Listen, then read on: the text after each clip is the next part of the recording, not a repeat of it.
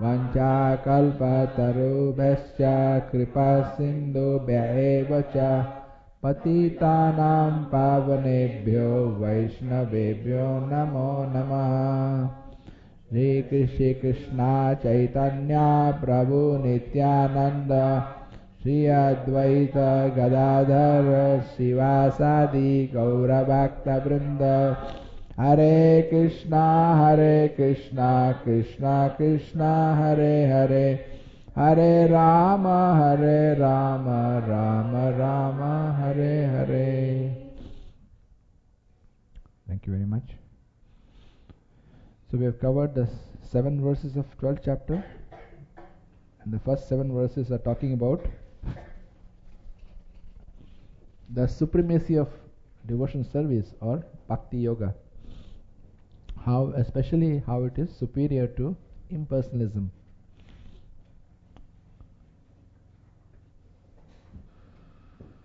Today, as I was coming to this coming to your house, I was reminded of how great devotees are because they are engaged in devotion service.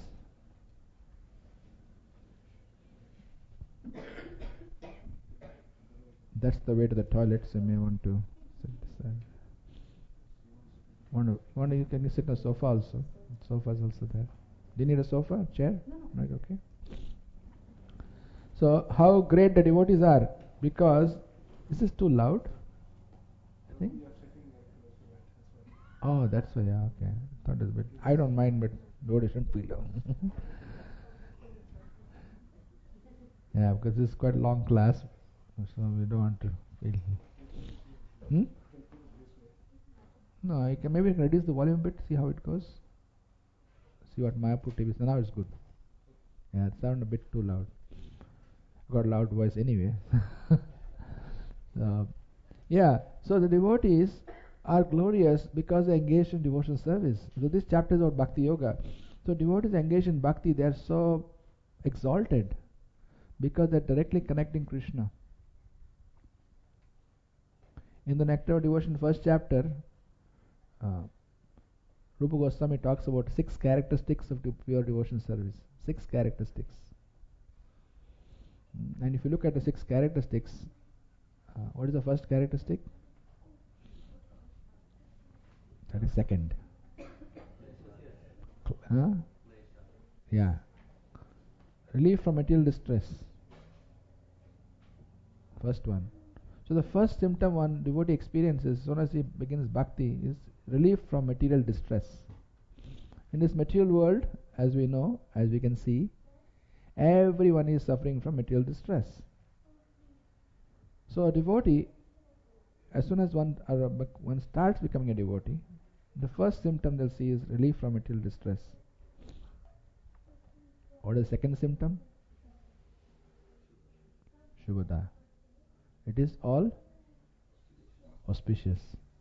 Devotion service is very auspicious. Why it is auspicious? Why is it auspicious? Is it because you win a lottery, or you pass the exam, or get your daughter married or son married, as the case may be? Is that why it's auspicious? Krishna is most auspicious, yes. Why is it considered Shubhada, most auspicious devotion service?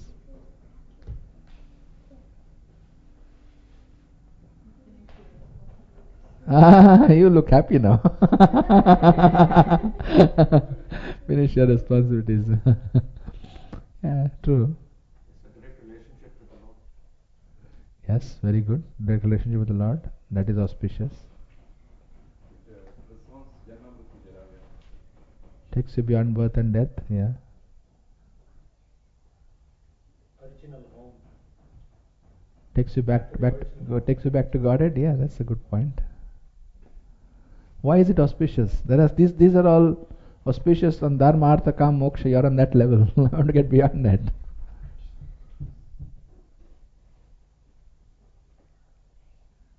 It's auspicious because, yes? We are associating with the most auspicious person. Very good. Thank you. We're associating the most auspicious person. Very nice. And that's what makes us exalted, makes a devotee exalted, because he or she is associating with Krishna.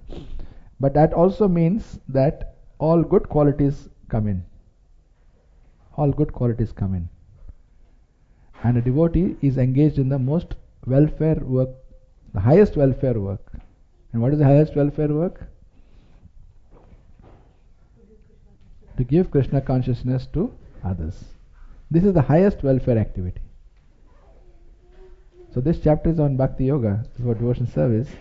The highest welfare you can give anyone, your children, anyone you love, or your family, or yourself actually, forget everybody else. Do a favor to yourself. Give yourself bhakti. Take bhakti, take Krishna consciousness seriously. This is the most auspicious, because that begins the end of suffering, but the beginning of spiritual life. Eternal spiritual life, that's the beginning. Starts with that. So today we are going to read about the different gradations of bhakti, which Charmukh has drawn nicely in a chart from 8 to 12. Yeah, it's a bit hard to read from here, but later on when you, after the class, if you're strolling around, you can go and have a look at the chart. Charts like this are helpful because it helps to stick in your mind. So you may not be able to read, maybe Nidhi can read with special vision. So before we start this section, I thought we'll call our expert Arvind. We're invited to come right to the front. Can you come and sit next to me? Can I be honored by your presence? You have a microphone? Come and sit here. Good boy. I wish I could learn like you. Take the microphone and start off. Om Namo Bhagwate Vasudevaya.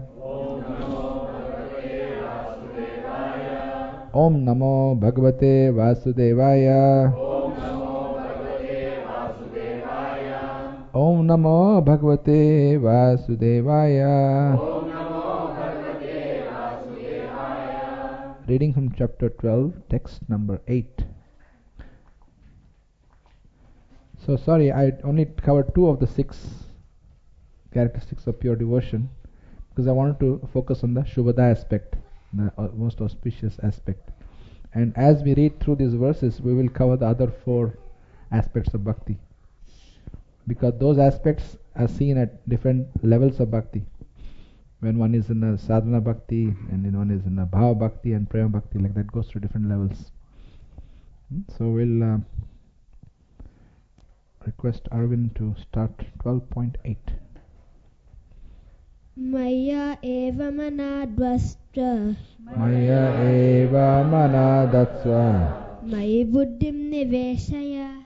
Mayi buddhim niveshaya. Niveshishya eva. Nashishepayevaiva. Ata urdvam na samshaya. Taudvam na samshayaha. Yep. Translation. Just fix your mind upon me, the Supreme Personality of Godhead, and engage all your intelligence in me.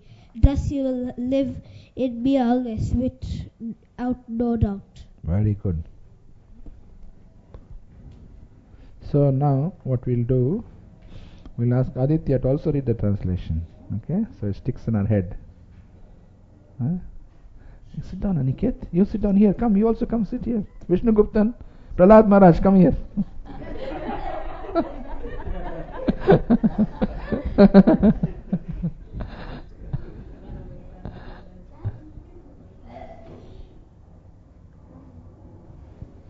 Just fix your mind upon me, the Supreme Personality of Godhead, and engage all the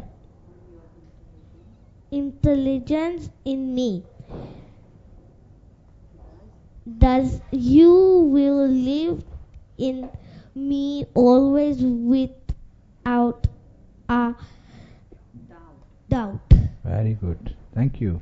Thank you, Arvind. Thank you, Aditya. Now we shall read the purport. Devaki Maji can give the microphone to Devaki Maji. She'll read the purport and 1 paragraph, and Vignesh can read 1 paragraph. One who is engaged in Lord Krishna's devotional service lives in a direct relationship with the Supreme Lord. So there is no doubt that his position is transcendental from the very beginning. A devotee does not live on the material plane. He lives in Krishna. The holy name of the Lord and the Lord are non-different. Therefore, when a devotee chants Hare Krishna, Hare Krishna, Krishna Krishna, Hare Hare, Hare Rama, Rama Rama, Hare Hare, his internal potency are dancing on the tongue of the devotee. When he offers Krishna food, Krishna directly accepts these eatables, and the devotees becomes Krishnaized.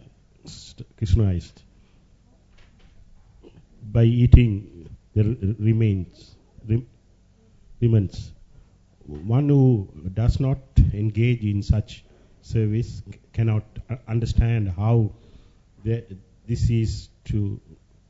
Although this is a process recommended in the Bhagavad Gita and in other Vedic literatures. Thank you. So what do you understand from this verse? Any points you want to make, Devki?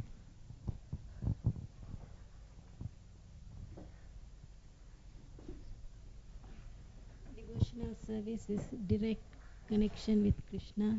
Very good. This is the only process that directly connects you to Krishna is bhakti. Every other process is indirect. Bhakti is the only direct process. Very important point. Sometimes it's so simple, but it's so profound, isn't it? No other process can connect Krishna directly except bhakti.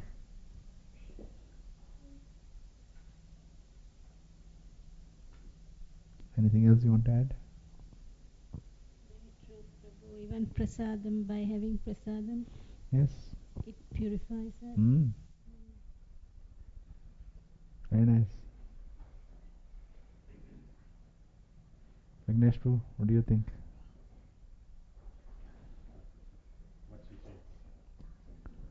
You agree with that?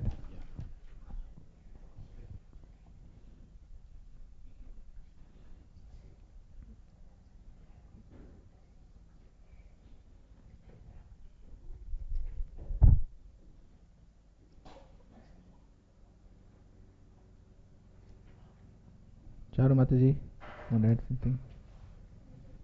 Any realization on this? Just what Mataji said, and you don't. The purport here says that you don't live in you don't live on a material plane, but you live in Krishna. Very good. So you are in the spiritual world, you're not in the material world then. Isn't that amazing? Because we are suffering in the material world. Krishna is saying, don't have to be there. Come to the spiritual world. How? Right now. Chant Hare Krishna, you're off. Take prasadam, you're off. So first point we read that by directly contacting Krishna, this is the process that directly contacts Krishna. And now we can live with Krishna in the spiritual world. Very powerful. Shanmukhi? I was reminded of one verse which is quoted in the book Vaishnava K by Srila Bhakti Siddhanta Saraswati Thakur. This is from the Chaitanya Charitamrita. He says, I don't know the full verse properly. Sthavara jangama dekhe na dekhe taramurti sakali taraspurti. He says, wherever moving or non-moving objects, whatever the pure devotee sees, he doesn't see anything other than Krishna Murti. Correct. So when you become Krishna-ized, even if you're living in the material world, it's like Padma Patram Ivambasa. So we are all aspiring to come to that. That's right. Yeah. Any other realizations, Ruchika? All these activities of doing service for Krishna and offering eatables to Krishna, all these activities look material from outside. So, as has been mentioned in the last line, one who does not engage in such service cannot understand how this is so. It's only when you engage in these services you realize that Yeah. you're actually directly connecting. Yeah, with that's Krishna. right. It's not a theoretical exercise. Very good. It's a direct experience. As Krishna explains in 9.2. Pratyakshavagamam dharmyam susukham kartumavyam. So it's a direct experience. Very good. So Krishna bro, want to say something? Where's the micro? Only one microphone today? Oh, you got two. Okay. Hare Krishna. Yeah, Prabhu, I was reading yesterday a lecture of Srila Prabhupada, and he explained in Srimad Bhagwatam, 12th canto, 13th chapter, verse number 31. Yam Brahma Varunendra Dramatas. Yes. Sudmantu Devaistavaihi Vedit Sanga Padakarma Upanishadi Gayantim Samaga Dhyana Bhatsatavatanse Namarasa Pashantyam Yogino Yasyantam Navidura Surgana Devaya Tasmai Nama. So even Brahma, Shiva, everybody has proven that reading hymns, the glories, glorifying of Krishna is direct service to Krishna. Very good. Thank you. Very nice quotation. Yeah. Pashyantiyam yogina. It is very nice. Your Guru Maharaj sings it very nicely. I've heard that. Yeah, many times.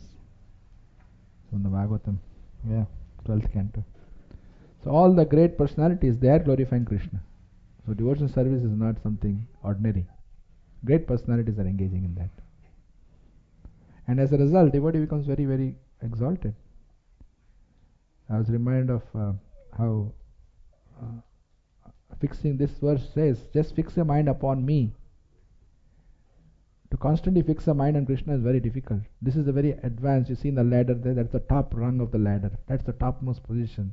These are Nitya Siddha devotees who never forget Krishna. Prahlad Maharaj, the gopis, Arjuna, Pandavas. Very exalted position. Hanuman. And they are not at all affected by the material world, these devotees.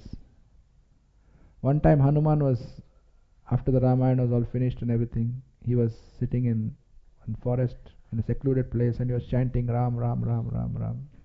He had become old by then. And actually it is said that Hanuman was born in his Janma Nakshatra is Shani. He is born in Shani Nakshatra. Shani is this thing. His birth star is only Shani. So one day Shani said, I have not given this Hanuman any trouble. I am supposed to give trouble. That's my job. Of course, Shani is a Vaishnava, but he is feared by all the people because they are afraid. Oh, Shani Dasha. Very bad. They're all scared of him. He is the second most feared personality after Yamaraj. Yamaraj everyone fears the most. After that is Shani. Then you got Rahu, Ketu and all. There's a few people are afraid of. But Shani is one person they're really scared of. But you see the glory of devotional service. That Shani said, okay, I'm going to put some influence on you. I'm going to trouble you now. I'm going to give you some trouble. But Shani was not able to. He was trying to do something and influence Hanuman. He was not able to. He was wondering why I can't. Everybody I go to there start gidgadaying. They start getting scared. And Shani has come, Shani has come. This guy, this personality is so bindas. He's so carefree. He's not worried.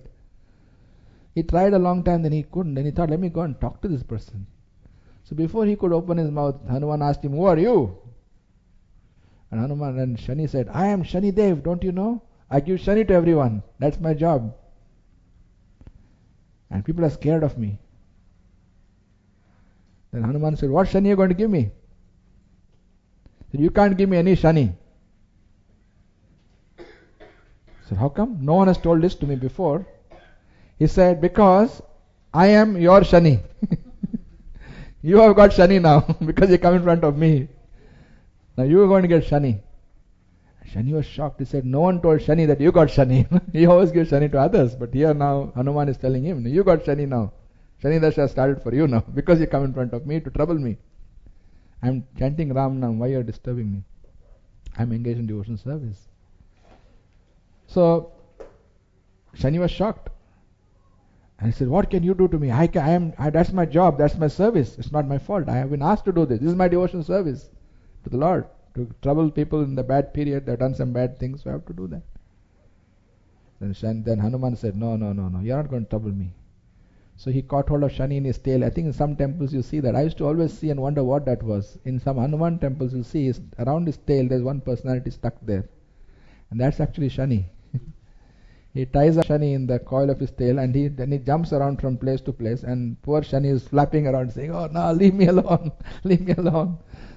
And Hanuman says, no, you have come to trouble me. You are troubling so many devotees. I am not going to leave you today. I am going to really give you a hard time. Then finally, it's a whole pastime, a lot of details. But to get to the point, finally Shanidev, he prays to Lord Nrsingadev, please spare me. This Hanuman is giving me a hard time. He's not sparing me. Please do something. So then they make a deal that Shani will not trouble devotees. If he troubles, he does that only to purify them so they become better devotees, but not in the extent that he would have troubled a materialistic person. So he said he's out of bounds for devotees. He promises, I'll not trouble any devotee from now on. But Shani Dasha. So then Hanuman lets him go. So this is just a little illustration how we should not be afraid of these things, because these things come and go. Actually, I am also supposed to go through Shani Dasha now for the last 7.5 years. But by Krishna's mercy, I didn't even know it was going on. So now recently one astrologer wrote to me and said, oh, your Shani Dasha is on. I said, oh, good to know. Be more careful with my chanting and my devotion service and with my sadhana in my service. I try to be a better devotee. But this is the time when you have a lot of disagreements, dissensions. You have people, mistreating you. But all these things are actually beneficial for us because they help us to become more humble. So it's a blessing in disguise. If we didn't have this impetus, we would become very proud. At least I would become proud. It's actually a very good thing, because this is a golden opportunity to make quicker advancement in Krishna consciousness. So I'm just saying, just fix your mind upon me. Krishna is saying that this is a very exalted platform, but personalities like Shani, Rahu, Ketu, they help us actually. They are actually helping us by putting us in a difficult situation so that we are forced to depend on the Lord. We are forced to take shelter. And we are forced to take shelter like that with full intensity. What happens is our mind is fixed on Krishna. Otherwise it would not be fixed. So Kunti Devi is praying. What does she pray? Vipada? Vipadaha santutaha shashva tatra tatra jagadguru bhavato darshanam yatsyat apuna bhava darshanam. May difficulties come to me all the time, calamities come to me all the time, and when the calamities come, I will keep having your darshan, and that way I will not have darshan of this material world. But Prabhupada's translation would be beautiful. So beautiful, yeah. If you have darshan of Krishna, you won't have darshan of the material world. Then you won't have darshan of Shani, Rahu, Ketu, any of these personalities. So the material world is a miserable place, yes. And so many agents are there inflicting misery on us. So instead of playing the blame game, trying to blame everyone, this one is troubling me, that one is troubling me, that one is troubling me. If only he was not there, if only she was not there, if she didn't do that. We are always blaming and pointing fingers at everybody else. But for a devotee, he says, no, this is what I need for my purification. As Radhanath Maharaj says, is exactly what the doctors ordered.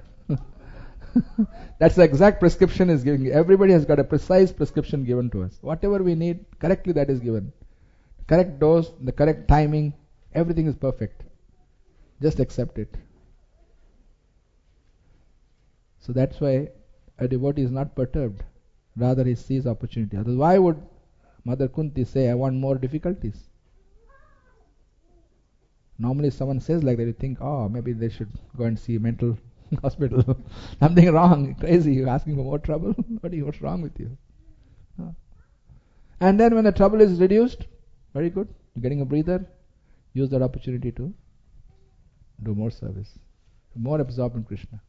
That way we are not carried away by the good times and forget Krishna. So Krishna doesn't have to give us more difficulty to remind us of Him.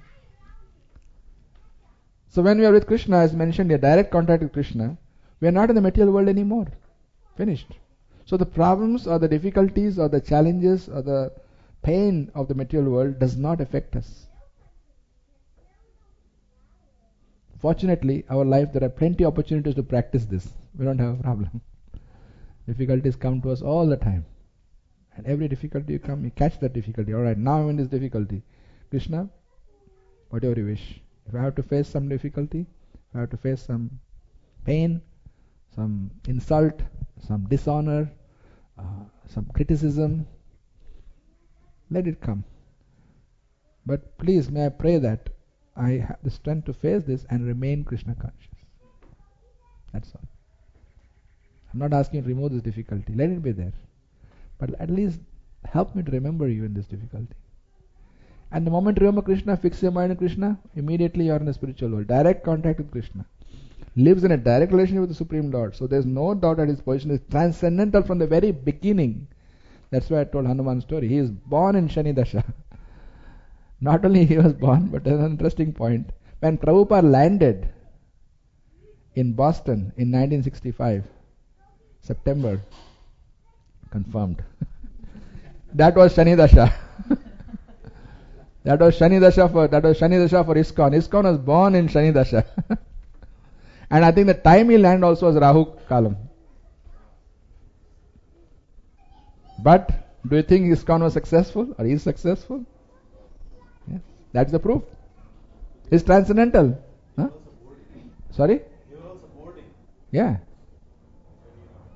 Sorry, he was? Shani and Rama, all they were supporting. Yeah, they are all supporting because they can't do anything. When Krishna Shakti is there, no one can come against that. No one.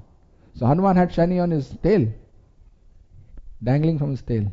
Shani was saying, please leave me. So we have no need to be fearful. Devotees not. Only devotee is fearful of Maya. Fearful of forgetting Krishna. Fearful of Maya. That's the only fear we should have. Otherwise, devotee should have no fear. A lot of confirmations coming from that direction. Is everything alright? We might write and put something rather than come that way. Should have brought a sign along with us. When you change the venue, all the difficulties come. We should have brought kartals, we should have brought books, extra books, we should have brought the sign, use side door. Anyway, Hare Krishna Prabhu. How does the Yogamaya affect the exalted personalities like Arjuna, including Lord Hanuman you've actually mentioned? How does it actually affect their devotional service? Does it actually affect them at all? Yeah, definitely. See, we have a choice of being either under control of Mahamaya or Yogamaya. If you forget Krishna, then we are in control of Mahamaya. If you remember Krishna, please come forward, there's more space here. But if you remember Krishna, then we are under Yogamaya. Yogamaya arranges the pastimes of Krishna. Krishna has the pastime, Yogamaya makes all the arrangements. That's her job. So we are under control of Yogamaya when we are surrendered to Krishna. She takes over. So we have a choice whether to be under Mahamaya's control or Yogamaya's control. Is that okay? So whether a devotee is chanting Hare Krishna, Prabhupada mentions here two examples. Holy name of the Lord and the Lord are non-different. Therefore when a devotee chants Hare Krishna, and the internal potency, dancing on the tongue, that's the internal potency. Yogamaya, you talked about that. So there it is. Yogamaya is internal potency. Mahamaya is external potency. A dancing on tongue of a devotee. Internal potency is there, Krishna's potency. When Chaitanya Mahaprabhu would go on Kirtan, Sankirtan, Yogamaya would go ahead of Mahaprabhu. She would go ahead and make all the arrangements for him to come and do his Kirtan, Sankirtan. She would go ahead of him. So you're coming, okay, I'm making the way for you. She made all the arrangements. So when he would come with the Sankirtan party, all the devotees would come out. You see some nice paintings are there, upstairs in our temple there's one big painting. Chaitanya Mahaprabhu on Panchatattva associated all chanting. And the whole village is coming out. There's the lady making a garland for Mahaprabhu. There's someone else singing, someone else dancing, someone else offering some prasad, fruits. So everybody is involved. The whole Sankirtan party is there. I remember when we still have Rath Yatras in the villages, in India, especially South India. We go from one village to the other, and as we are traveling, the Rath procession goes through small lanes, and through the lanes, every small lane, their houses are there. So all the houses, people will be ready in advance. As soon as the Rath comes in front of their house, they'll open the door, they welcome the Lord in front of their house, and they'll offer garlands, they'll offer coconuts, they'll offer arati. It's a very nice tradition actually. So as it goes through the Rath cart goes through the village, the householders come out and welcome the Lord. And before that, they would have cleaned the whole road. In Coimbatore, was in Rath Yatra, we saw, no? They had put the entire route with cow dung. The entire route, paved with the whole route in the city, was paved with cow dung. So that there is auspiciousness, cleanliness, everything is clean for the Lord. And they put rangoli and all other decorations, and flower petals are strewn around. And wonderful arrangements. Of course, nice kirtan always there, chanting the holy name, and that everything is made auspicious for the Lord to come. That's why Krishna appeared as the 8th son of Devaki. Why he becomes the 8th son? Why wasn't he the first son? Why not second? Why not third? Why was he the 8th son specifically? Jitendra Prabhu, get a microphone for you. There's one in the front. You keep that at the back. Yeah. Prabhupada writes in one of his purports that the first 6 children actually represent the 6 obstacles to devotional service: lust, anger, greed, envy, and madness and delusion. The 7th child is Balaram. He enters the heart.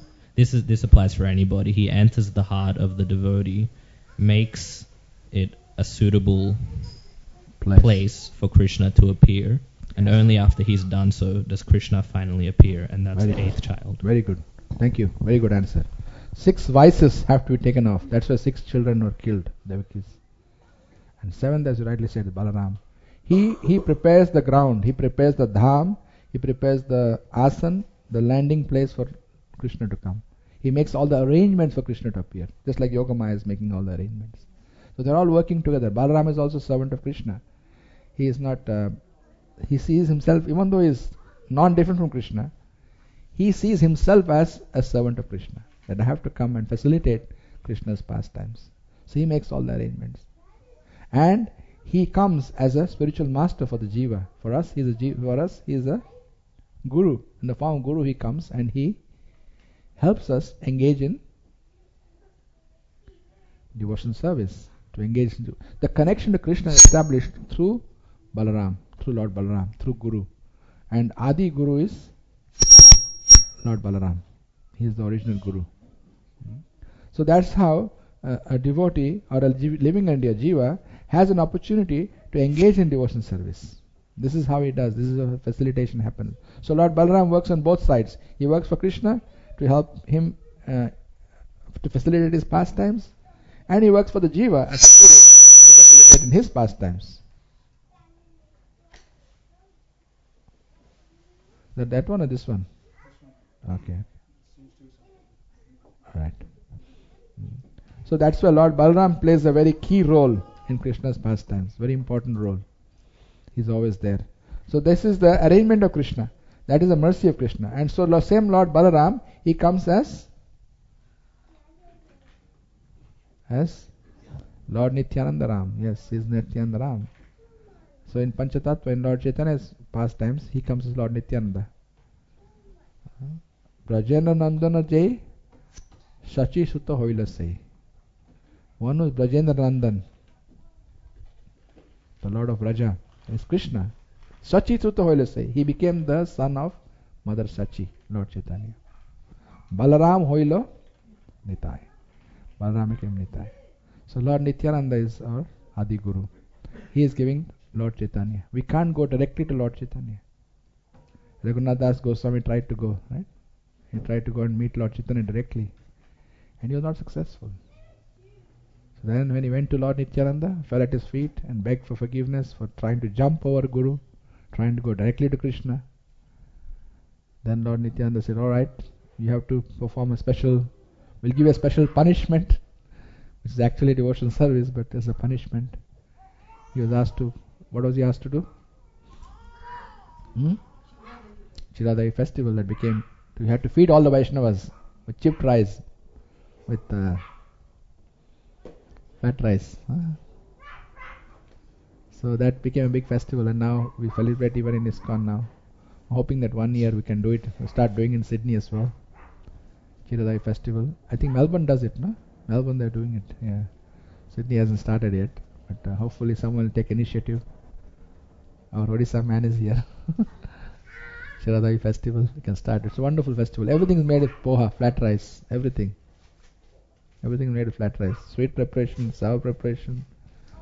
They have more than, I don't know how many, 1,000 preparations or something. In Atlanta they make very big Chiradai festival. Huge. So that was the Danda Mahotsav, the punishment for Raghunath. He has to cook and feed the Vaishnavas. That way Lord Nityananda forgave him, and when he forgave him, then he was able to associate with Lord Chaitanya. So that is the nature of Krishna consciousness, that the Lord is always helping the devotee through Lord Balaram, through Lord Nityananda. And if you go through the proper process of Guru, it says that Krishna directly accepts these eatables and the devotee becomes Krishnized by eating the remnants. We have no qualification to contact Krishna directly, always through Guru. So even a child can get that opportunity.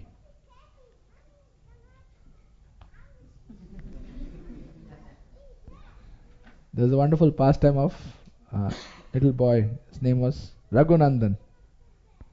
Who can tell the pastime? Who would like to share that pastime? Anyone like to volunteer? He's offering prasad, offering bhoga to the deities. Anyone like to do that? Mataji, you know Sita Leela? No, you haven't spoken yet. You can speak. Use the microphone.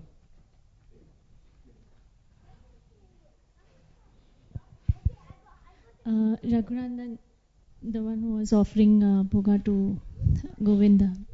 Yeah, so he was actually offering, his father had told him that today I'm going out, so you do the offering on my behalf. Yeah. So he was a small innocent boy and he didn't know, he thought like, offering bhoga means feeding Govinda properly, Krishna in form of Govinda. And then he offered the prasadam. His mother cooked and he offered the prasadam. And after some time he opened the curtain and the prasadam was as it is. So he got very scared. He's like, what is this? You have not eaten. He started, because of his innocence and everything, actually Krishna reciprocated. And he was telling that, Krishna, you have not eaten. If my father will come and if he sees that you have not eaten anything from this plate, so then he will scold me. So you have to eat. And he started crying. And then Krishna melted and he had everything. And when his father came back from whatever duties he had to perform, and when he came back and he saw that the plate was empty, so he asked Raghunandan that where is the prasadam, Mahaprasad? So Raghunandan said that Krishna ate everything. So he's like, how can he eat? If he eats everything, what will we eat? So he got very tense. Then he said, okay, wait, let us check whether this boy is actually saying the truth or he himself has eaten all the bhoga. So then again he made his wife prepare some bhoga and Raghunandan offered it again, and Raghunandan's father was watching from, behind the curtains. He was watching what's happening. And there he saw that Raghunandan actually, he requested Krishna, Govinda to come and honor the prasadam, and he said that now if you don't come and eat, then my father will really think that I am eating all your bhoga. So then when he sees, Raghunandan's father, when he sees that, okay, his son is so spiritually elevated that Krishna actually listens to him, and then he, suddenly, and when Krishna comes and he eats, that time, Raghunandan's father quickly opens the curtain and he holds Krishna's hand saying, if you eat everything, then what will we eat? So yeah, very nice. There's the slightly different versions of the story. I've heard a little different version where as soon as the father opens the curtain, Krishna stops eating because he doesn't want to eat in front of the father, only for the child, because the child was a pure devotee. He was willing to eat. Anyway, slightly different flavors, but essentially the same thing. So from a child, Krishna accepted the bhoga because he was pleased with his devotion. Whereas from the father, he was ringing the bell. Of course, Krishna can eat with any part of his body. Angani yasya Sakalendriya vritti manti. Any part of his body can function like any other part. So he was able to, he can eat with his eyes also. We should not think, oh, today I offered 4 idlis and only 4 idlis are back. So that means Krishna didn't eat anything. 4 minus 0 equal to 4. That means Krishna ate 0, nothing. It doesn't work like that. Krishna, just by glancing at food, he eats. But he is looking for the devotion, not the laddu or idli or peda or vada. Krishna doesn't want any of that. He has got plenty of that. He wants our love.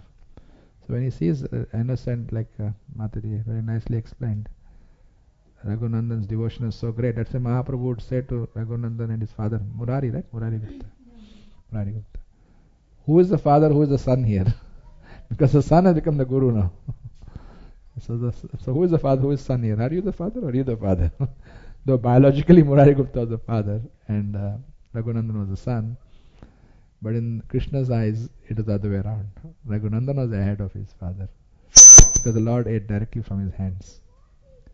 So this is the beauty of devotion service. And the last sentence Prabhupada says, one who does not engage in such service cannot understand how this is so, although this is a process recommended in Bhagavad Gita and other Vedic literatures. So when non-devotees hear of this, they say that this can't be true. These are all stories. So what will be your response to them? Then I'll come to you. Nandgokul has a lot of experience in debating people. Prabhu, you previously mentioned about one, I just forgot the name of the temple where actually Lord has actually turned his face towards the window. Yes. Where, yes. Shanti Mataji is the authority on that. Yeah, go on. So, basically, like it doesn't make any sense for a normal person if we put the logic for a normal person saying that why someone will establish a temple where the deity's face is actually pointing towards the window. So basically that Leela must have happened. So that's a good proof to debate with or explain to the non-devotees. It's already there. You can go and see now. It's not. Yeah, very good point. Mataji, you like to share why Krishna is looking at the kindi, at the window? You can give the microphone to Shanti Mataji. Yeah. She is from Karnataka. She'll know. Actually, Kanakadasa is the biggest devotee of Krishna, and but he is from a lower caste, and he comes every day to see Krishna, but he is not allowed inside the temple. And in other story, they say he even brings mustard seeds, to offer to Krishna, and that's not allowed. But Vyasaraya, he's is the guru of that mutt. He says no, that is given by Kanaka. That's the later part. But Kanakadasa is not allowed inside. So once he sings on Krishna, and he'll be begging for the darshan. So Krishna actually turns where Kanakadasa is.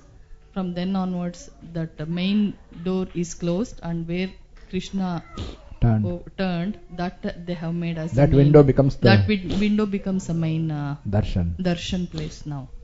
And after that, when he offers mustard seeds, that's not accepted. But Vyasaraya says that is given by Kanakadasa himself, so that should be used in all the food.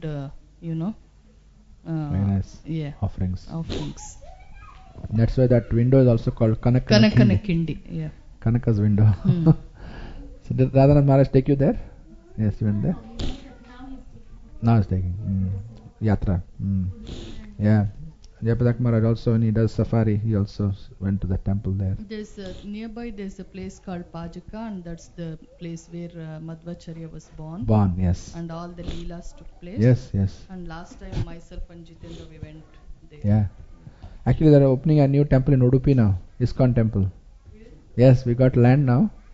My brother is actually working on the project, and he was saying that I should let devotees know, if you want a time-sharing guest house, you can have a guest house in Udupi. You can take one, you can book a room there. It's very less, $10,000-$11,000, something very nominal. You can have, every year you can stay, exactly I don't know, maybe 1 week or 10 days you can go and stay there with your family. In the guest house, you can book a room. So any Kannadigas or anyone wants to go to Udupi and stay there for a week or 10 days in a month, in a year, holidays, you got a guest house ready for you. Very small donation. So anyone interested, come and see me afterwards.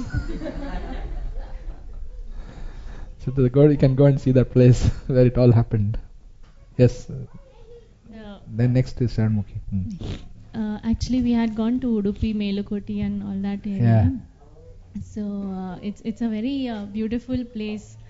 And the darshan we attended, we got the opportunity to attend all the aartis, like Mangal Aarti, Darshan Aarti, all the aartis. Beautiful. It's so beautiful, so beautifully done. And they actually respect all the ISKCON devotees. Yes, they do. And it's very, very beautiful. And there's also a drama on Kanakadas. Yeah, it's a very beautiful drama. And how Krishna, turned his whole face. It's a beautiful drama. Just to give darshan to his devotee. Wonderful. Sharanmukhi? This was for some points before. Oh, sorry. That's okay. Raghunandan Thakur's point. So once in Melbourne, when Burijan Prabhu was telling the story of Raghunandan, the pastime of Raghunandan Thakur offering and Krishna eating, then one of the Matajis asked, before coming to ISKCON, I was not offering any food. I come from a pious family, but after coming to ISKCON, because they are saying you should offer and only then eat, I am offering it. But I am not having any devotion. Out of fear, I offer it. So is that also accepted by Krishna? Is that considered as prasadam? So for that, Burijan Prabhu said, just the endeavor that you are doing, whatever way, out of fear or love or whatever, Patram Pushpa, that comes later. Yomi Bhaktya Prayachiti comes later. So in sadhana bhakti, you have to offer your food and eat. So you've started. So Krishna appreciates even that small effort. Many times I have also thought, it's either in tension or fear. Where is love in all that? And are we offering Krishna whatever he likes, like butter and all that? So we are offering whatever is there in the market and whatever we're cooking and whatever is good for our own health. So how can that be pleasing Krishna? But then just the fact that we are trying to offer, Krishna is happy. That was the answer which Burijan Prabhu gave. So I thought if any of you have the same doubt, that was cleared by Burijan Prabhu like that. Very nice, thank you.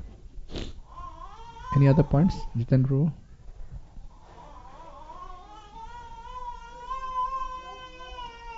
Could I ask a couple of questions? Yes, you certainly can. Regarding the deity in Udupi, one of my relatives was telling me that, in relation to ISKCON deities, one of my relatives was telling me that he finds that many of the deities in ISKCON temples look very similar. Many of them look very similar, no matter where you go around the world. Yeah. Whereas the older deities, like the ones in Udupi or even in Vrindavan, look very different. They're sculpted in a different way. The architecture, even in the temples, is very different. So why are the deities in olden times so different to the ones that we have in ISKCON, and why are the ones in ISKCON made in a certain way? I mean, the deities we have in ISKCON, Srila Prabhupada is very careful to make sure they are carved and sculpted by authorized sculptors following Shilpa Shastra. So therefore that definitely the deities forms are authorized, it's not unauthorized. And they were established by Srila Prabhupada himself, pure devotee. So Krishna, when a pure devotee invites Krishna to come and reside in the deity form, Krishna happily comes, willingly comes. So there is no problem there. Prana Pratishtha has been done, like we have Radha Gopinath here. Prabhupada personally installed them. Radha Vallabha in Melbourne and other places around the world. So Prabhupada definitely established the deities, they're not different. I guess the main difference, I have to be honest with you, the main difference I feel is that Prabhupada stressed more on cleanliness. And cleanliness is not there in most Indian temples. Sorry to say that. Cleanliness is not a priority. In fact, some of our life members come to our temple and say, this temple is nice, but you don't have that mystic feeling you get in India, the mystic So what is the mystic feeling? Mystic feeling is oil is stuck somewhere and things are not washed properly. The smell is there from the old milk and yogurt. You get all the smell of camphor and then they say, what is different? Really our temples are so clean. Now what is happening? Seeing our temples, other temples have started putting bright lights in the deity room and they started making it cleaner. They start cleaning up and making it nice. Because in the olden days they never thought of cleaning the temple. It was not such a big thing. And unfortunately in some temples, even people are spitting outside the walls. You see the pan marks in Jagannath Puri, you go, there's so much pan spitting there. Everywhere is right on the walls, isn't it? Right on the temple it's there. So, of course, every deity is established with a purpose, but the main difference is the cleanliness. The way it's been maintained, it must have been very good in the beginning when they first started. But now over the years it has deteriorated, the standards have deteriorated. Whereas in ISKCON, the temple and the deities are looked after so nicely, the decorations, the gorgeous. That is one aspect of it. The other aspect of it is that every devotee serves Krishna in a different mood. There's a different mood of serving Krishna. So, and Krishna accepts all the moods of the devotees. Just like in Jagannath Puri, there is a pastime of Lord Jagannath, where King Prataparudra wanted to dress the deity in a particular way, some opulent offering, where the pujari wanted to do in a different way. It's a long pastime, but at the end, Lord Jagannath shows he appreciates both moods of the devotees. Because the king was saying, I am the king, I want you to do like this. Pujari is saying, no, I am the pujari, I decide how the Lord should be dressed. And there was a apparent conflict. But the long story short, the Lord resolved the conflict by showing King Prataparudra that actually, I like both offerings. Both are very nice to me. So the main point in this is the Lord accepting the offering? And that is most important. It's not that deities are different. Deities are different because the mood of the devotee is different. The devotee who established the deity has a different mood. It's not that one is superior or inferior, or one is better or one is worse.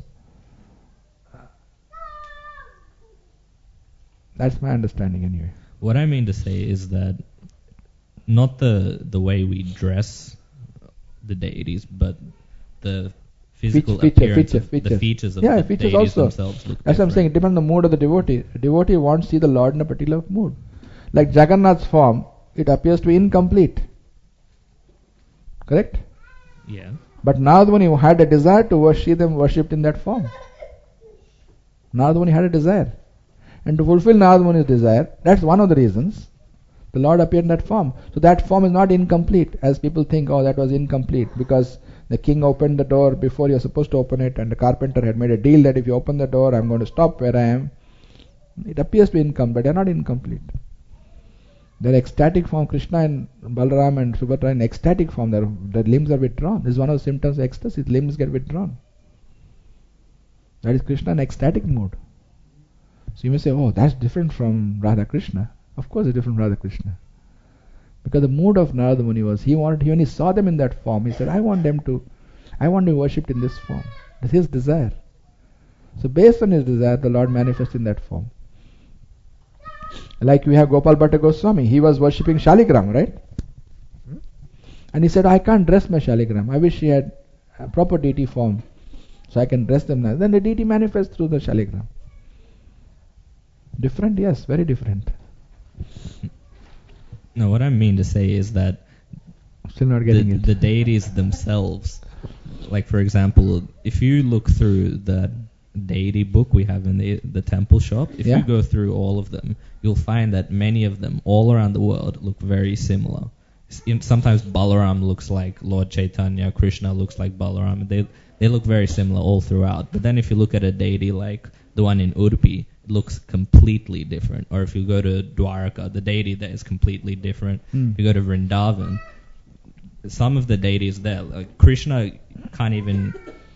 looks nothing like any of the deities that we have in ISKCON.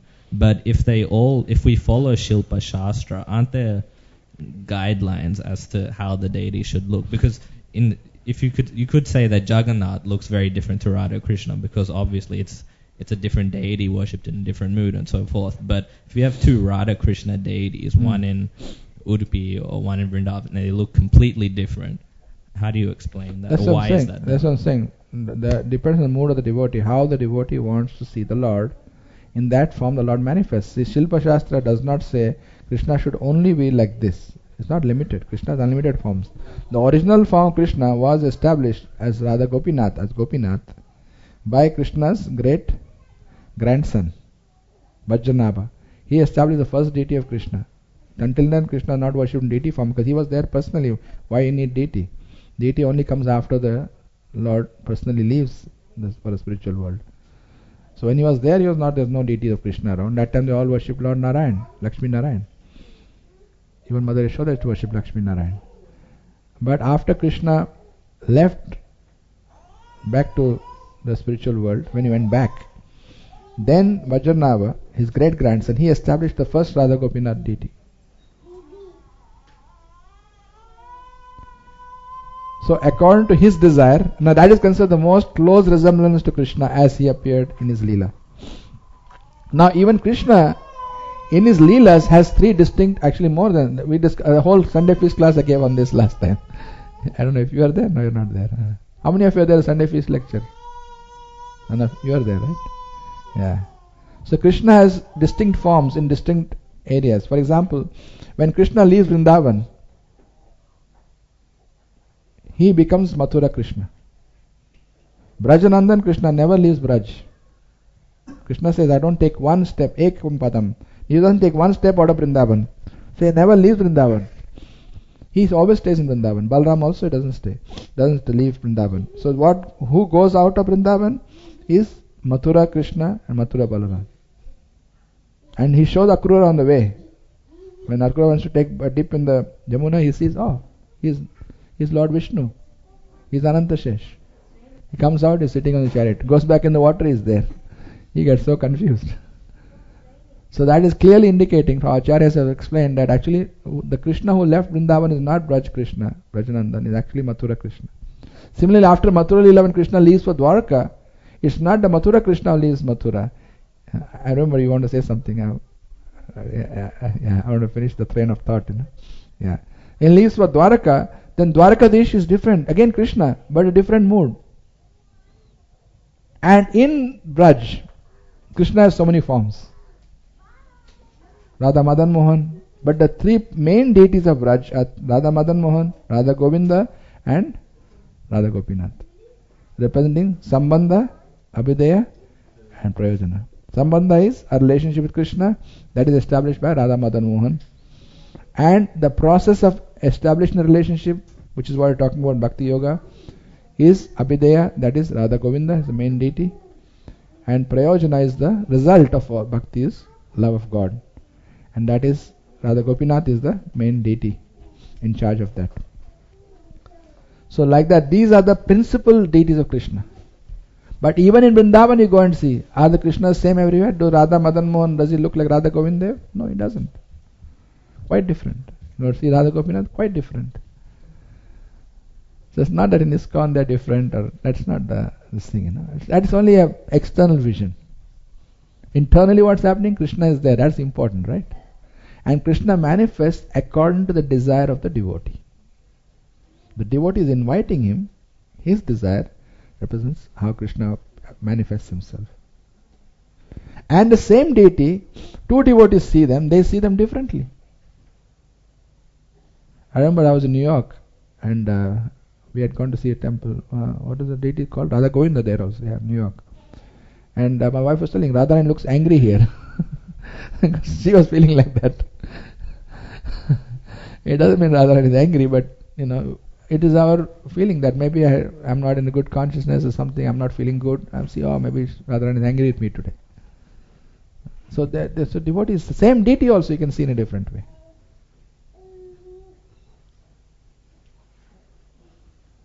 Sorry, I'm giving a long explanation, but I'm trying to explain different aspects of this. Relationship with deity is a direct relationship, and it is very, very different for each one. When Prabhupada said, here is Krishna has come to Sydney, when he said that, everybody could feel Krishna was there. No one thought, marble deity, white marble, white Krishna. No one thought like that. Everyone could, because he was a pure devotee saying that, here is Krishna.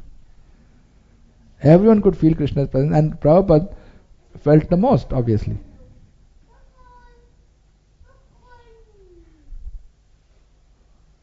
And throughout history, we have devotees who prayed to deities, and deities have so many pastimes, performed so many pastimes throughout history. It's happening even now. If you ask devotees now, they'll tell you. In more space there? Little bit. Can you come? Balan Prabhu, front seat. Or Jitendra can move forward, yeah.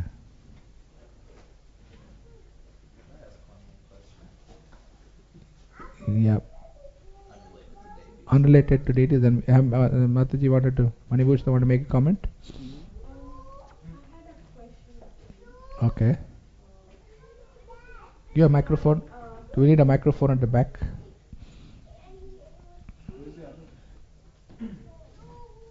Ravi Shankar had a microphone, no? Okay. Yes, Mataji, please. Push it up. Hello? Good. You're online. It's regarding the connection with Krishna. You said because we, there are rasas actually, Vatsalya rasa, Sakhya rasa. So we can connect and we can speak to Krishna in that rasa. But those rasas are already there. So in the spiritual world, we have only left is the servant of Krishna. So the second part is because we have spiritual master. So we do connect to spiritual master directly and indirectly as Krishna. Yeah. But then you said there are some examples like Raghunath example. So he didn't had any spiritual master, right? Father. So because Lord Chaitanya turned around later on, but that's another matter. Yeah, that's why I'm had that question. No, but his father was the guru for him. That means even if you have spiritual master, you still can connect directly to Krishna. It depends on the mode. That's right. It depends on the arrangement. Every arrangement is different. And it's not true that we only have access to Dasya Rasa. We have access to other rasas also. But our default mode is Dasya Rasa until our original Sambandha with Krishna is established by Guru. We don't jump and say, oh, I got Madhurya Rasat Krishna or I got Vatsalya Rasat Krishna. Sometimes devotees do that prematurely. That is called Sahajiya. They just imagine, oh, Krishna is hungry today and all. They actually don't have that level of devotion. But then they pretend they're parents of Krishna and all. It's better not to do that. Our acharyas didn't recommend that. They said to have default mood is Dasya Rasa. So Prabhupada said Radha Krishna should worship in the mood of Lakshmi Narayan. Not to worship them as my son and my child and all. No, that is, unless one is very advanced. And that Guru has to confirm that, yes, you are mother of Krishna, now you can treat him like a child. Guru has to confirm that. Otherwise we can't jump over and say, oh, I have made it now. No, default rasa is always Dasya Rasa, servant. Krishna is the master, I am a servant. And then as we engage in Abhideya, the process of devotion service, then Prayojana, then Guru will reveal the Sambandha Gyan. He'll give the knowledge, who we are in Krishna Lila. All the avenues are open. All the 5 rasas are available. It's not closed. What is closed is special position like Radharani, Arjuna. Those you can't, this thing, Hanuman, you can't take those posts. Those are all reserved posts. Like to be Krishna's queen, Prabhupada said, that is, you can't become Krishna's queen, that is fixed. But he said there is some spots available in the servant of the gopis. Assistant of the gopis, yes, there is some spots available. So there is always a place available. But we should not aspire to be directly serving Krishna anyway, because that is not our position. So yes, in Raghunandan's case, his father, definitely Murari Gupta, was his guru to start with. Later on, Lord Chaitanya used to joke with them. He didn't say it formally. It was more like a joke. He used to say, who is the father, who is the son? So like that. Because Raghunandan got special mercy. And the Lord can always give mercy. Right? Like you see the example of the Buddhists. The Buddhists came to poison Lord Chaitanya by putting some meat in the food and make it look like prasad and say, yes, prasad, underneath the meat was there. But before he could eat, one big eagle came and grabbed that plate. You know that pastime? And then dropped that plate to eat the meat. And the plate fell on the head of the Buddhist guru. He was the one who tried to poison Lord Chaitanya. And then his head cracked and he became unconscious. And all the disciples were scared. The Buddhist disciples, our guru is unconscious now, what to do? So Lord Chaitanya taught them to chant Hare Krishna, Krishna Krishna, Hare Hare, Hare Rama, Rama Rama, Hare. So all the Buddhists started chanting. And then he told them, now you chant in the ear of your guru, he'll wake up now. He'll come back to consciousness. And they chanted in his ear. So the mantra the disciple gave to the guru. Then he woke up. Then he said, oh, Hare Krishna. He was also transformed. So the mercy actually came from Lord Chaitanya through the disciples to the guru. So sometimes roles can change. Sometimes children can become guru of the parents. Very often we see that. Children are very Krishna conscious and they give a lot of inspiration to the parents. And sometimes you see even Matajis are pregnant. When the pregnancy starts, their whole devotion changes because the babies are inside a baby or babies as the case may be. The baby is always giving that inspiration of devotion service because that baby is already engaged in devotion service in the past life. It's continuing this life. So the parents feel a complete change in their consciousness. And it can happen the other way around also. If that person coming is not a devotee, then you can feel discouragement in devotion service. Then got a tough time ahead. Depends.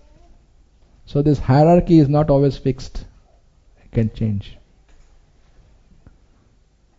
So Raghunandan's case, his father gave him the initial devotion service. Then Lord Chaitanya made it possible for him to get special mercy. Shri Krishna Prabhu, you had a hand up. I'll come back to you. When we worship deity form of Radha and Krishna, as Lakshmi Narayan, as you say. In the mode of Lakshmi Narayan, yes. Mode of Lakshmi Narayan. So when we worship the deity form of Laddu Gopal, but we treat them as a child and then we worship it and we take care of it as a child. So how we should differentiate between these two modes? Yeah, you see, our deity worship should always be done under the guidance of Guru. Should not independently decide. Always Guru should be consulted. Because if you see Krishna as a child, come on, let's be real. If you really had the proper mood, you would not just leave on the altar like that. You would take different care of him. So that's why it is good not to assume like that. But worship Krishna as Krishna only. Unless the Guru gives a special direction and says, you can make a special arrangement for him like a child, you can keep a glass and can keep a feeding bottle or whatever. Krishna, I don't know, whatever he may say, But we should not assume that. If Diksha Guru is not available, at least Shiksha Guru should be consulted or some senior devotee should be consulted who can actually confirm, yes, this is the mode you can serve. Otherwise it becomes Sahajiya. Because we are not on that platform, we are assuming a platform we are not on. So we are acting as something we are not. If I try to become someone I am not, then it is Sahajiyism. And that is detrimental to spiritual life actually. It's not beneficial, it's actually detrimental. So that's why it's very important to get this confirmed by authorities. Whether we are going the right track or not. If you're not, then we should get proper advice how to deal with that. One time Guru Maharaj was saying, that normally you see Laddu Gopal India as a family heritage deity is given. We don't ask, we don't tell, it just happens. We don't know and suddenly we have Laddu Gopal. He said, children are very temperamental, they're cranky. They have mood swings, they demand, they're so demanding. He said it's not usually ideal to worship Laddu Gopal, better to worship Gaur Nitai. It's better to have Gaur Nitai. But if we happen to have the deities because your family tradition has already come, then follow family tradition then. But don't add this bhav that I am a mother of Krishna and then I am the father. And no, that's not, that is making it Sahajiya. We are not on that level. Because really you are mother of Krishna, then your mind should be fixed in Krishna as 12.8 Krishna says. Always fix your mind on me. That's not easy. If you can't always fix your mind on me, then we can't assume that relationship either. So we have to be very careful. So deity worship, Vigraha is called, is very beneficial to our devotion service to make progress. But if it's done improperly, it becomes Nigraha.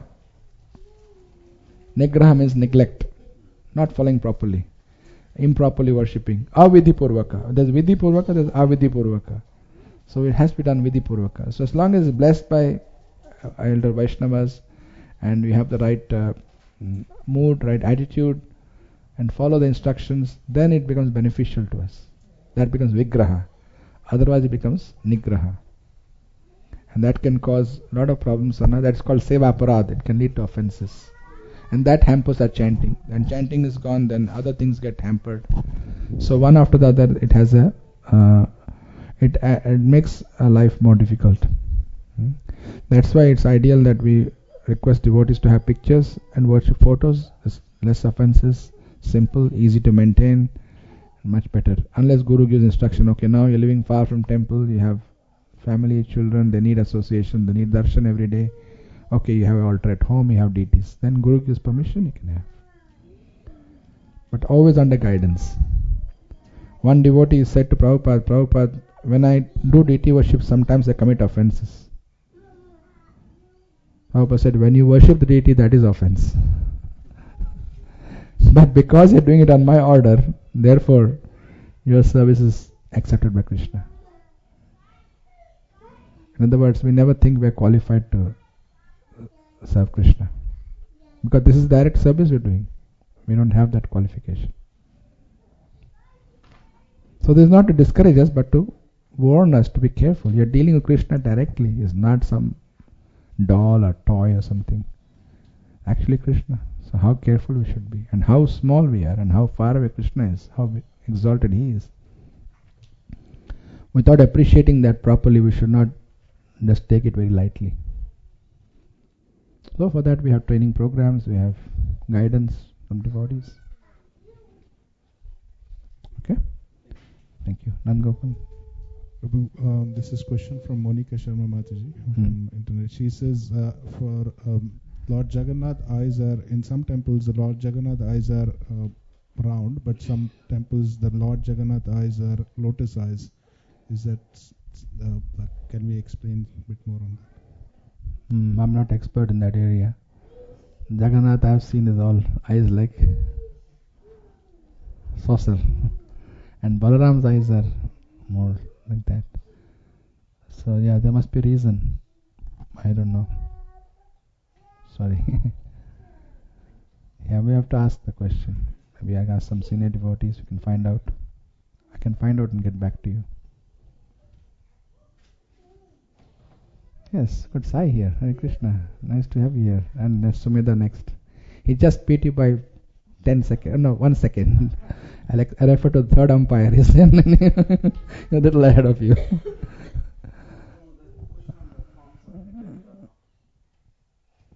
Krishna, the form of Krishna. Like I saw one book, Ishopanishad. Yes, Ishopanishad. That Krishna is holding the club on the right side and the disc on the left side. But in all the Krishna temples, we see Krishna holds club on the left and the disc on right. Any specific? Prabhupada said that form of Krishna on the cover of Sri Ishopanishad is actually Keshava form. Now depending on the form of the Lord, or depending on the arrangement of the Shankha, Chakra, Gada, Padma, they have different names. So you can have all 4 permutation combinations. So nothing, not that one is wrong, no, nothing is wrong. All 4 combinations are possible. So that form, especially as you see there, is Keshava form. There's Keshava, Narayana, Madhava, Govinda, Vishnu. Like a Tilak mantras, same. So each has a different form. Like that you can have 24 forms. So yeah. So depending on what position is where, you can give a particular name. So that is Narayana, that is Madhava, that is Govinda, that is Vishnu. This Govinda is different from Krishna Govinda, that's different. This is Lord Narayan forms. 400 forms are Narayan forms. In the Ishopanishad cover, there is, the Lord has 4 hands, right? Krishna is two-handed form, Shyam Sundar form, that is. He is holding a flute only. He is not holding Shankar Chakra Gada Padma. No, he doesn't. But a Vishnu form, Narayan form, he has got the Shankar Chakra Gada Padma. Is that alright? Yeah. Sumedha next. Prabhu, just one clarification regarding deity worship. Like, suppose if somebody gifts us a deity, so we don't try to get it out of our own endeavor, but it comes of its own accord. So should we consider ourselves unqualified and spiritual master has not directed us and not accept the deity, or should we just set a minimum standard? Take permission of Guru. Take permission of Guru or senior Vaishnavas and then start the worship. Even if someone gives you, unless the person giving you is Guru directly or some senior devotee is giving, then it's different. If Shiksha Guru is giving, but still there should be consultation. We should not immediately jump and say, oh yes, I'm ready. So it definitely has to have blessings of Guru. Either can say, can you please hold for a minute or for a few days, I'll write to my Guru Maharaj, get confirmation, or talk to some senior devotees, get the blessings, understand the circumstances, then accept the gift.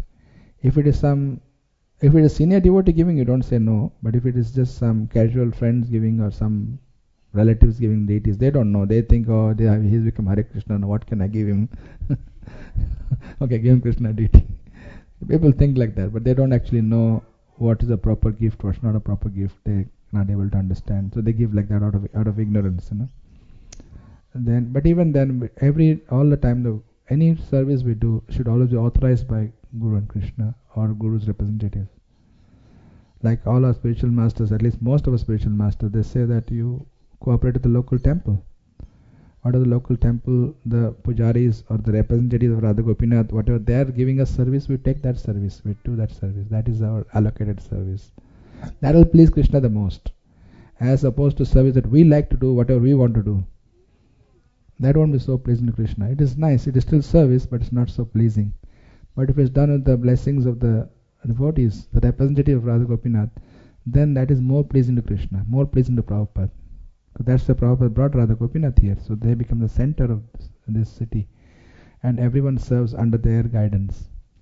When we do it in that mood, then that service, whether it's deity worship or whether it is preaching or cooking or fundraising or book distribution, Harinam, anything you do under the guidance of the devotees, that service Krishna will appreciate more than we do something of our own.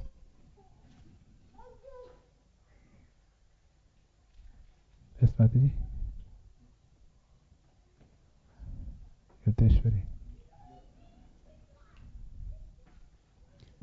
Prabhu, this point was raised yesterday in the Bhakti Vriksha. As you mentioned that whenever we try to serve the Lord, it's in the awe and reverence mood and it goes to Lord Vishnu and Lakshmi Devi. However, if we cook something and we offer it to the Guru and then Guru offers to Srila Prabhupada and then so forth, so on, it does ends up with Krishna, right? Yes. Yeah. But what I'm saying is, before you start deity worship, we have to get blessings from some senior devotees, Vaishnavas. Not do it because I got in the mood of doing it. I'm just doing it, out of my own volition. Always get blessings. Anything we do, get blessings. So that is the mood of a devotee. Because see, we left the spiritual world because we are envious of Krishna. We want to be independent of Krishna. Now, even after coming to Krishna consciousness, again you want to be independent. The same mood has come back again. So it's a U-turn. So now at least we should be submissive and willing to take guidance. And if you're doing it on the order of Guru or Guru's representatives, then what happens is Krishna accepts that service. If you're doing it independently in the mood of independence, then Krishna may not accept the service. Even though theoretically we're chanting Guru Pranam Mantra, Prabhupada Pranam Mantra, all the procedure is there. But Krishna may not be there in the procedure. So that's why that we have to confirm all this. Everything should be confirmed. The point was, I understand what you're saying, but the point that they raised yesterday in the Bhakti Vriksha was none of them are initiated, right? Yeah. Apart from Krishna Chaitanya Prabhu. So they were asking that if whatever service we do at this stage goes to... That's fine. Of course it goes. That's correct, isn't it? Yeah, deity worship is different. I'm saying that if you have picture, that's when worship, that is Prabhupada's order is already given. We don't need permission for that. But to worship deity, you need permission. I'm just trying to emphasize the gravity of worshipping deity. That's the point I was making in the class today. But of course, if somebody has a picture at home they're offering to the Lord, of course we offer with devotion. Yome bhaktya prayachati, bhaktya prayachati. That's what we're talking about here. Bhaktya prayachati. Then ashnami, Krishna said, I will accept. Krishna said, I'll accept. Who am I to say he's not going to accept? But that mood has to be Yome bhaktya prayachati. That mood has to be there. Then Krishna recognizes that and he accepts. Otherwise we have no hope, you see. Otherwise, what can we do? That is his mercy, he accepts us. We don't have no qualification to offer anything. But if we do it the proper way, then Krishna accepts it. That is his mercy. Shimali Prabhu? Sorry? Oh, sorry. I didn't. Yes, Mataji? Prabhuji, in regards of, as you said, that the local temple authorities, we can take permission and have deities at home.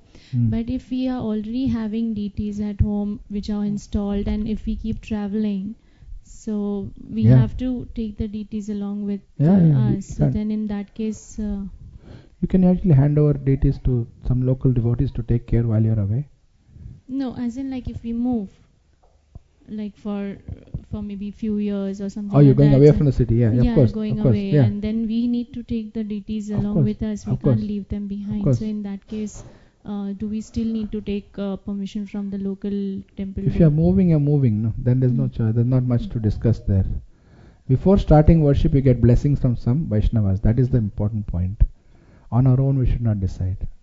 But if you're moving to another place, then you have to take deities with you. You can't leave them unless you leave them in the care of some other devotees. Again, the same principle. And the idea is the service should not be interrupted. That's the main thing. No problem. Srimali Prabhu? Where's the front microphone?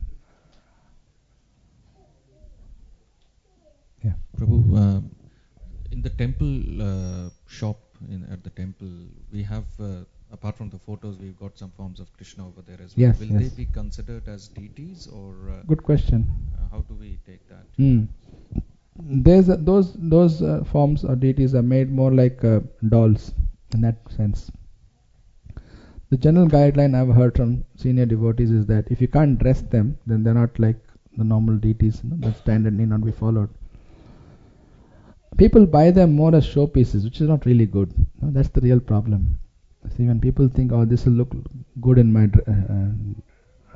what is that? Not even altar showcase. Yeah, that's where the problem comes. If you start doing in that mood, seeing Krishna as an object of decoration, then that's not a proper mood. But those forms, normally you can keep them on altar or in a nice sacred place, proper place. And that will remind us of Krishna anyway. But those deities you don't have to dress. You can't dress them, you can't do anything. You can make an offering to them if you want. Like for example, we have Damodar deities. We take them traveling with us, Yashoda Damodar, for spreading Krishna consciousness. That they like. They also like to go. They are the ones preaching anyway. We think we are preaching, but actually they are preaching. In Sydney, nobody preaches. Only Radha Gopinath preaching. If anyone has any success in preaching, it should be because of Radha Gopinath and Prabhupada and spiritual masters, not us. So those forms can be kept in the house and taken. But you should take care. You see, the main thing is easy to buy something and keep, but to take care is not so easy. Proper respect and cleanliness. And then Krishna reciprocates. Actually, even from picture, Krishna will reciprocate if we have the devotion. Not that you have to have deities. In India, it's more like a family tradition to have deities at home. That's why we tend to have, but it's not really required.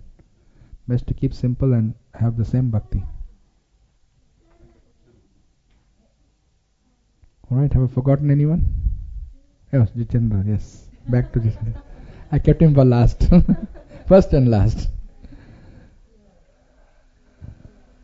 I just have a question about this verse. Yes, please. It says, fix your mind upon me and also engage your intelligence in me.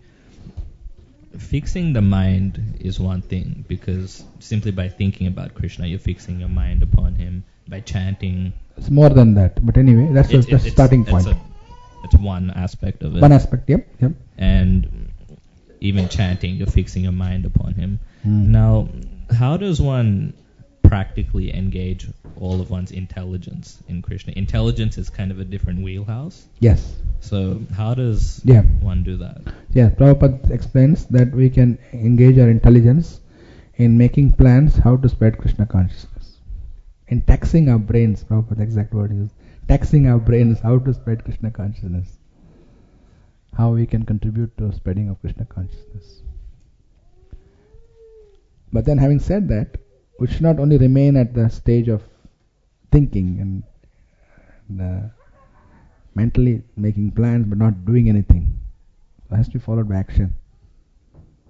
So thoughts should be there, desire should be there, but it's a very healthy engagement.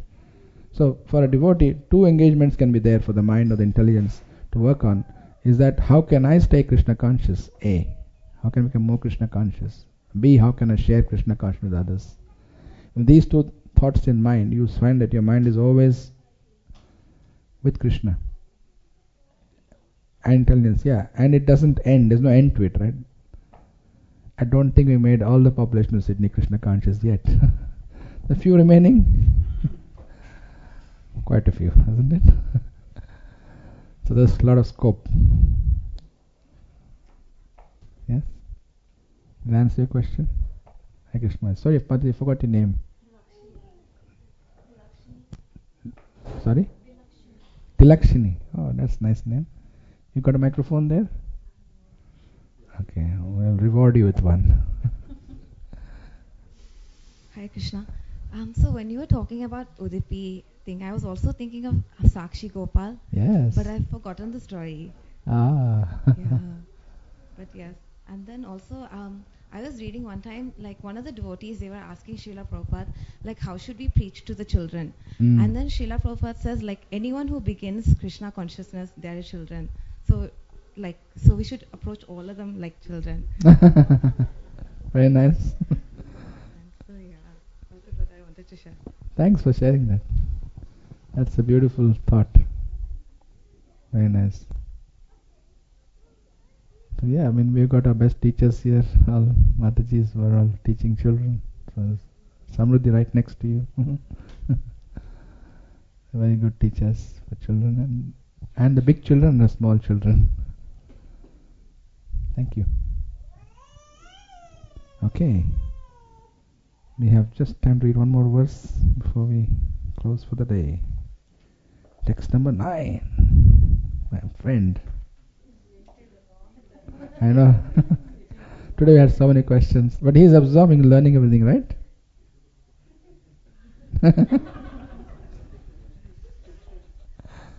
Yes, please. Text number 9, Arvind. Start. The microphone. It's very smart boy. Adachittam samadadam.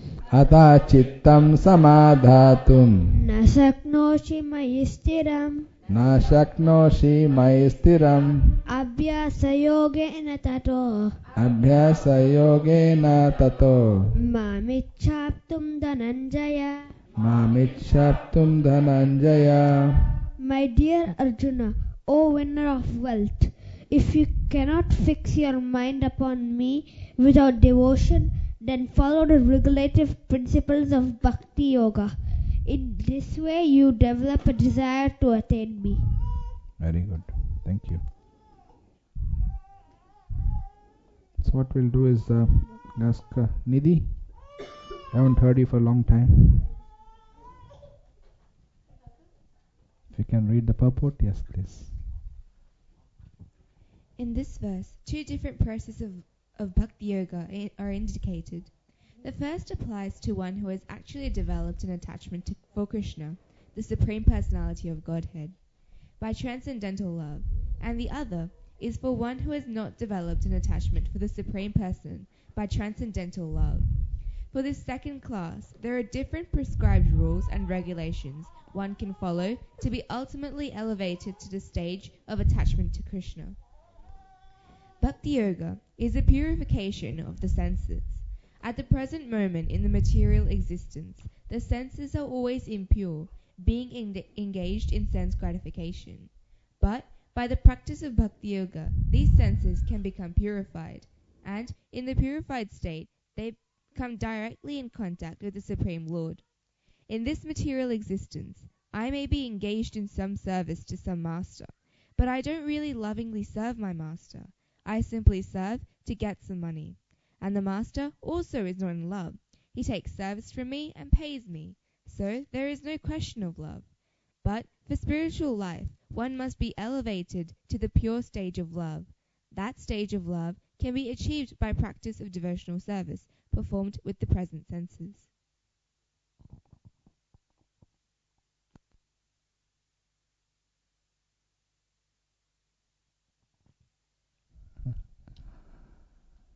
In the material world, between the master and his servant, there is actually no question of love. It's just kind of more of a chore or a duty that you have to do. Mm-hmm.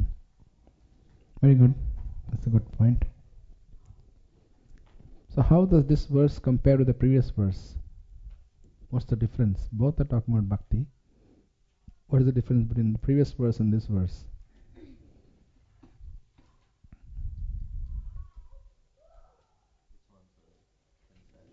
Microphone.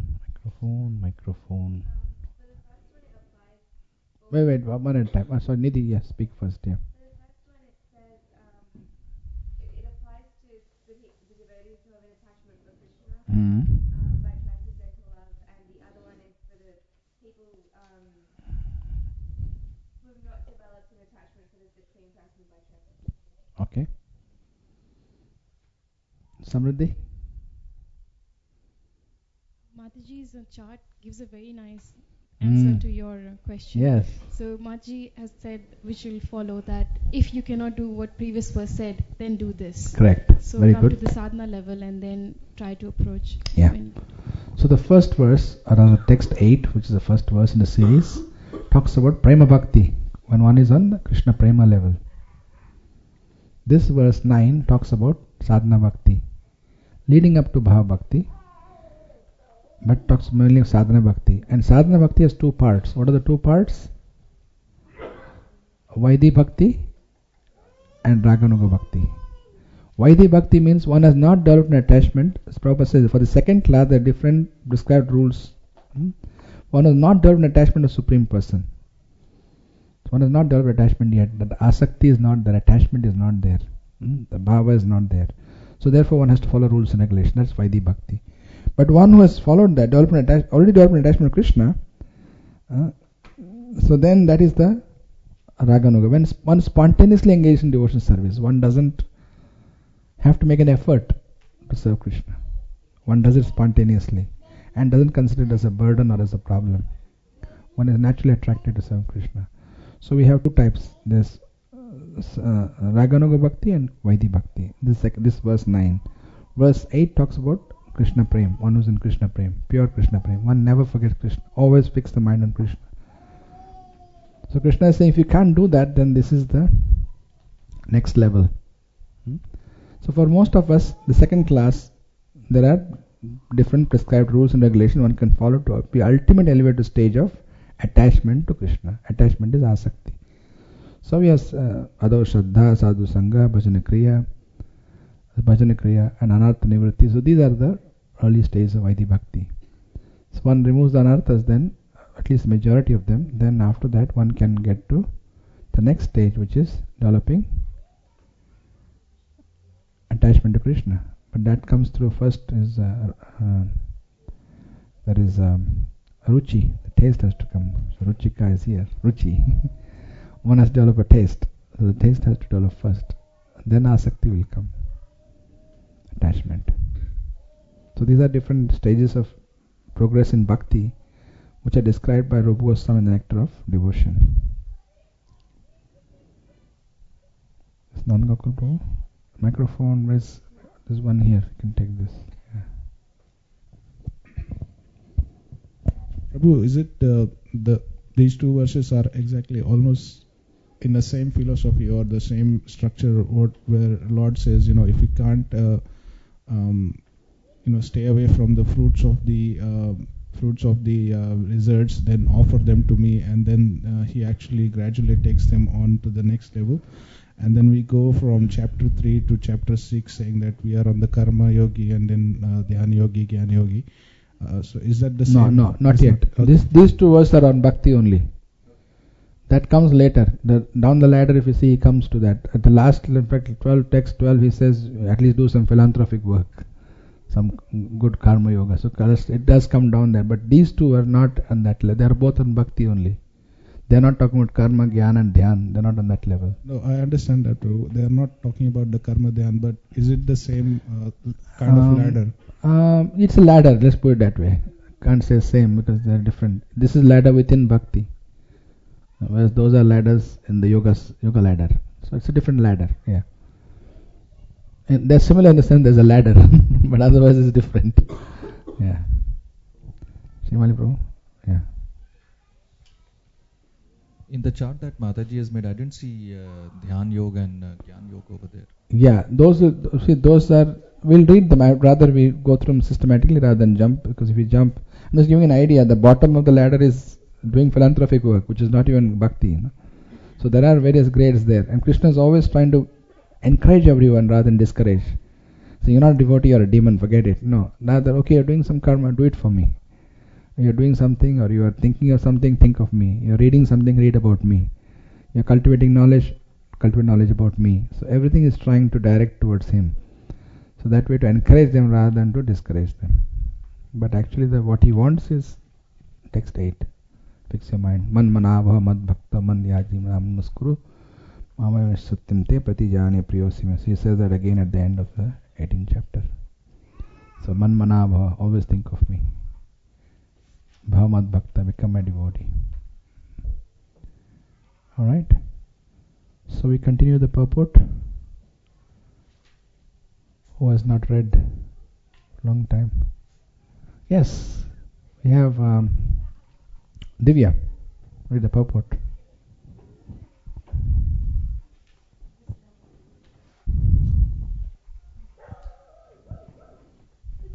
To practice the regulated principles. Oh, sorry, this love of God.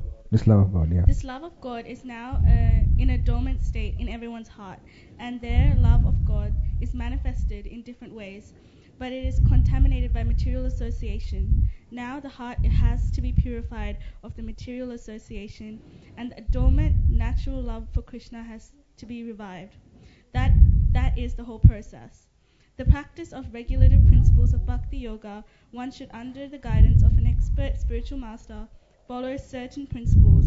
One should rise early in the morning, take bath, enter the temple and offer prayers and chant Hare Krishna, then collect flowers to offer to the deity, cook foodstuffs to offer to the deity, take prasadam, and so on. There are several rules and regulations which one should follow, and one should constantly hear Bhagavad Gita and Srimad Bhagavatam from pure devotees. This practice can help anyone rise to the level of love of God, and then he is sure of his progress into the spiritual kingdom of God. This practice of Bhakti Yoga under the rules and regulations with the direction of a spiritual master will surely bring one to the stage of love of God.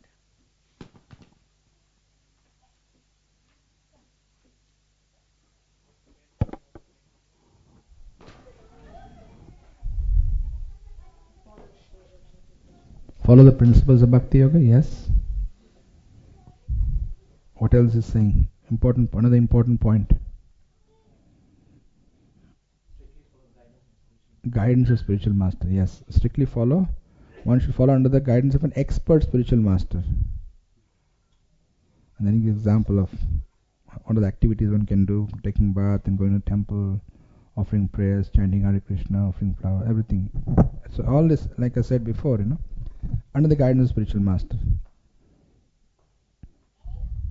And one should constantly hear Bhagavad Gita and Srimad Bhagavatam from pure devotees. This practice can help anyone rise to the level of love of God. So this was the conclusion of the talks between Lord Chaitanya Mahaprabhu and Ramananda Rai. We don't have time today, but you can read that in the teachings of Lord Chaitanya or Chaitanya Charitamrita. When Chaitanya Mahaprabhu spoke to Ramananda Rai, he asked him questions. What is the perfection of human life? And Ramananda Rai said, the perfection of human life is to follow Varnashrama Dharma. According to your position in society, you practice. You are a Grihastha, you are a Brahmachari, you are a Sannyasi, you follow the rules. You're a Brahmana, Kshatriya, Vaishya, Shudra. Follow the rules of your Varna and ashram. He said that is the perfection. But Lord Chaitanya didn't accept that. He said, no, that is external. Tell me more. So then he says, whatever you do it for me, Krishna says. Then he says, you surrender to me, Sarva Dharman Parityaja. He quotes all these verses. And then finally, Lord Chaitanya doesn't accept all this. He says, that's external, that's not the highest. Then finally he comes to the point of bhakti, and in bhakti he starts talking about hearing from the lips of a pure devotees, hearing about Krishna Katha, hearing Krishna Katha from the devotees, in the association of devotees. He says that is the beginning of pure bhakti. So that's why this hearing is so important. And unfortunately, it so happens that we are a preaching movement. So devotees are busy in preaching. They get so busy in preaching, they don't have time to hear. They stop hearing. They think, I have figured it out. I know the philosophy and I don't need to hear. I've heard all the pastimes you're going to tell and have been telling. I know everything. So then that is a very dangerous mode. That's when we face isolation from Krishna. We think we're Krishna conscious. And also another problem for preachers is that the preacher thinks that, I'd rather be with my devotees who are praising me and appreciating me and respecting me than go and sit down and quietly listen. It is more gratifying to be with devotees who are glorifying you than sit with devotees and hear submissively. So these are some of the challenges we face. One should never think one is too qualified to just speak. You don't have to listen. I know it all. So these are some things to watch out for. So Prabhupada here is talking the importance of one should constantly hear Bhagavad Gita and Bhagavatam from pure devotees. This practice can help anyone rise to the level of love of God, and then is sure of his progress into the spiritual kingdom of God. So Prabhupada gives two assurances in the one sentence. What are the two assurances? One,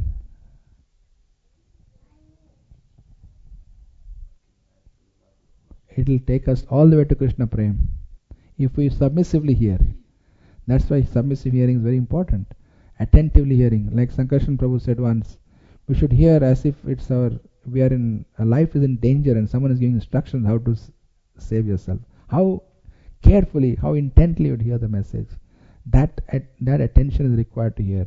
And what attention you give to the hearing of the chanting, hearing of the Bhagavatam or Bhagavad Gita, the same attention is required for everything, for deity worship, for everything we do. Even taking prasad requires attention. Very often Prabhupada would take prasad alone in his room, facing the wall.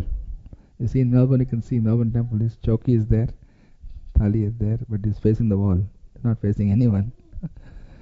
Because that requires that kind of meditation. Even taking prasad is a spiritual activity. So if we do it like that, this practice helps one rise to love of God and sure progress into the kingdom of God, back to God. Prabhupada gives two assurances here.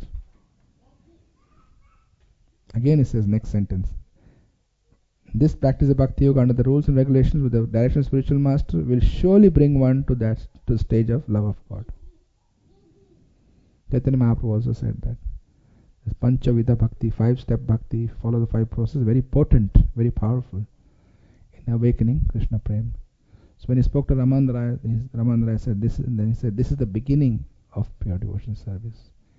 Hearing Krishna Katha in the association of devotees. Any other questions, comments? What is the prasadam? Jitendra Prabhu, yeah. You just said that hearing in the association of devotees is the beginning of pure devotional service. Yes. So what comes after the beginning? Or what's the end, if there is one? Then Ramananda starts describing the different rasas. The Shanta rasa, Dasya rasa, Sakya rasa, Vatsalya rasa. So Lord Chaitanya takes him through the whole, makes him describe the whole thing. In Madhura rasa he's got Swakya and Parakya and all that. I guess more and more intimate into Radha and Krishna's pastimes. Goes up to that. Yeah. But for us, this is the beginning of auspiciousness, beginning of Vaidhi Bhakti. We begin with the practice of Bhakti Yoga, Sadhana Bhakti. That's the beginning of all auspiciousness. That's the beginning of Bhakti. start with Vaidhi, following the rules and regulations under the guidance of a spiritual master. When we take guidance like that, then Krishna appreciates that. Otherwise, we don't know what we are doing. We really don't know, and we don't know what Krishna is thinking. So we have to have some confirmation. Before Krishnadas Kaviraj Goswami wrote Chaitanya Charitamrita, he got confirmation from the devotees, from his spiritual master, who asked him, went to pay to deities, the Pujari offered him a garland. Then he started doing that service. Similarly, we need that confirmation.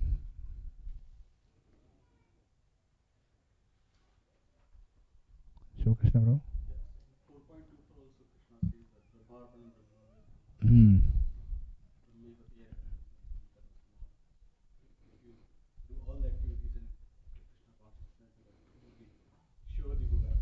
Yeah. So everything has the same absolute nature. Very good point.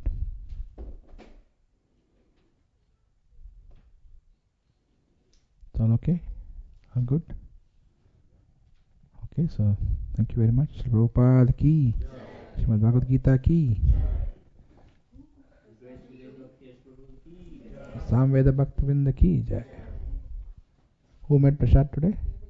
Devaki Maji is cooking. I can smell papadam. Hope it's offered. Hope it's offered. Mathura Gokul Maji got a jewels of nectar. Microphone.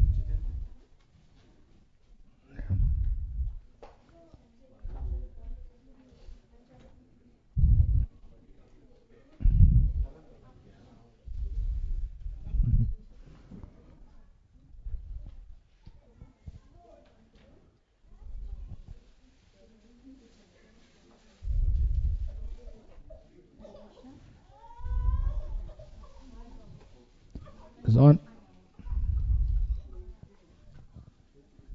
Hare Krishna.